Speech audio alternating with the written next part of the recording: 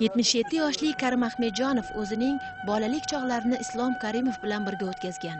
Otaxon bo'ladigan bola boshidan iborasi nechog'li hayotiy haqiqat ekanini buyuk davlat arbobi Islom Karimov bolalikdan zukkolik bilan atrofdagilarni hayratga solganini aytmoqda. Islom Karimov bizni qo'shnimizdan ham akam edi. Chunki juda ham ko'p narsani bizlarga o'rgatdi. Bizlarga qarashardik.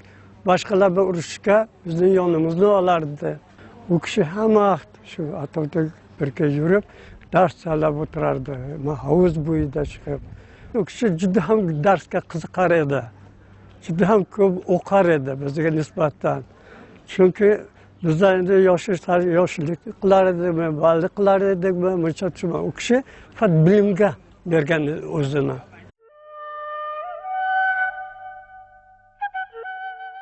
Bugun nafaqat yurtboshimizning bolaligi o'tgan ko'chada yashovchilar, balki butun samarqandliklar Islom Karimov nomi bilan faxrlanadi. Quyosh ufqdan bosh ko'tarishi bilan yurtboshimiz tug'ilib o'sgan mahalla ko'chalari marhumni xotirlab, respublikamizning turli hududlaridan qolaversa, qo'shni davlatlardan kelganlar bilan to'lib ketgan.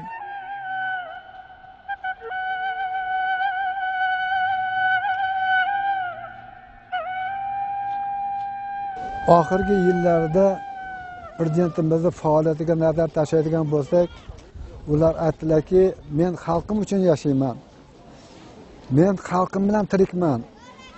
Barcha xalqim uchun jonimni fido qilaman dedilar. Mana jonimni fido qildilar. Lekin avlod bor. Lekin shogirdlar bor. Atrofida ishlagan odamlar bor.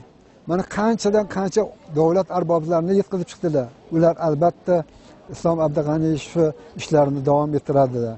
Menimcha bu o'lim bizni xalqimizni yana jipslashtiradi. Yanada mustahkam qiladi. Men o'ylaymanki, bu odamimiz boshlab ketgan ishlar yo'lda qolmaydi. Buni bayrog'ini biz albatta olg'a suramiz.